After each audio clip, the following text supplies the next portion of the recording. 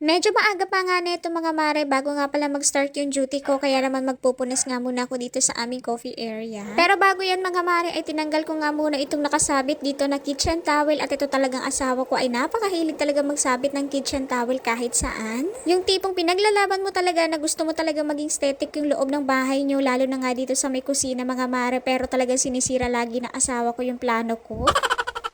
Ay naku mga mare, kung alam nyo lang na itong asawa ko, basta meron siya makitang pwedeng pagsabitan ako, pagsasabitan niya yan ng kitchen towel, ng mga susi, or kahit ano pa. Kaya madalas talaga mga mare, naku sa kanya talaga ako nai-stress araw-araw at hindi nga dito sa anak namin.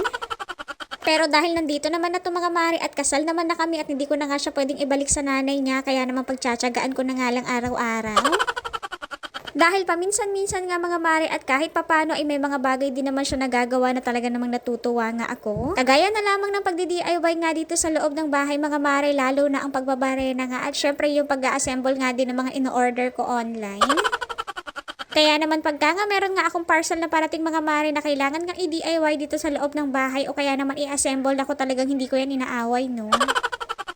Siya mga mare, balik na nga tayo dito sa ginagawa ko. Bali, nagpunas lang muna ako dito nga pala sa may bandang coffee area namin. Tapos ginamitan ko nga lang muna yan ng tissue mga mare dahil nga medyo malinis pa naman. Pagkatapos ko nga nagpunas dito sa may coffee area mga mare ay inayos ko nga lang muna yung mga nakalagay nga dito sa aming kitchen cabinet. Pagkatapos ko nga pala magpunas-punas doon sa aming coffee area mga mare tsaka naman doon sa kitchen cabinet ay nilabas ko na nga pala ulit. Ito nga pala 3-in-1 breakfast maker. Ito nga lang muna yung aalmusalin ko ngayon mga mare dahil nga tulog pa naman si Ethan sa mga puntong yan. Kaya naman hindi nga muna ako magsasaing. Ang kagandahan nga dito sa 3-in-1 breakfast maker na to mga mare dahil nga pwede na nga din pala i-fry dito yung mga ilalagay nyo sa sandwich kagaya na lamang ng ham, ng bacon o kaya naman egg. Kaya malaking bagay din talaga mga mare ang pagkakaroon nga ng 3-in-1 breakfast maker dahil nga isipin nyo isang lutuan na nga lang yung kailangan at makakapagluto na nga kayo ng pwede nyong kainin ng almusal o kaya naman merienda. At syempre mga mare pagka nga usapang breakfast ako talagang hindi pwedeng mawala ang coffee sa akin kahit na mainit yung panahon dahil nga coffee is life nga tayo. Lately pala mga mare, more on black coffee na nga lang yung iniinom ko at paminsan-minsan ay naglalagay din naman ako ng gatas pero sobrang bihira na nga lang din at talagang iniwasan na namin ang 3-in-1 coffee. Meron kasi akong acid reflux mga mare kaya naman hindi talaga ako pwede sa 3-in-1 coffee dahil nga pagka nga uminom ako ng 3-in-1 coffee naku talagang ang bilis talaga ng epekto sa akin nun. Kaya madalas talaga ngayon mga mare naku black coffee na nga lang yung iniinom ko at sobrang bihira ko na nga lang din maglagay ngayon ng gatas sa aking kape. After ko nga pala nagluto ng sandwich mga mare tsaka naman nagtimpla ng coffee ay nag-start na nga din pala ako mag-check dito ng mga emails dahil nga 9:30 naman na to sa mga puntong ito. Dalawang sandwich nga pala yung ginawa ko mga mare dahil nga yung isang sandwich nga pala para nga kay Ethan yun tapos cheese nga lang yung palaman niyan. At madalas din pala mga mare na ganito nga pala yung morning routine ko everyday pagka nga meron nga akong duty at dito nga ako madalas mag-work talaga sa aming dining table.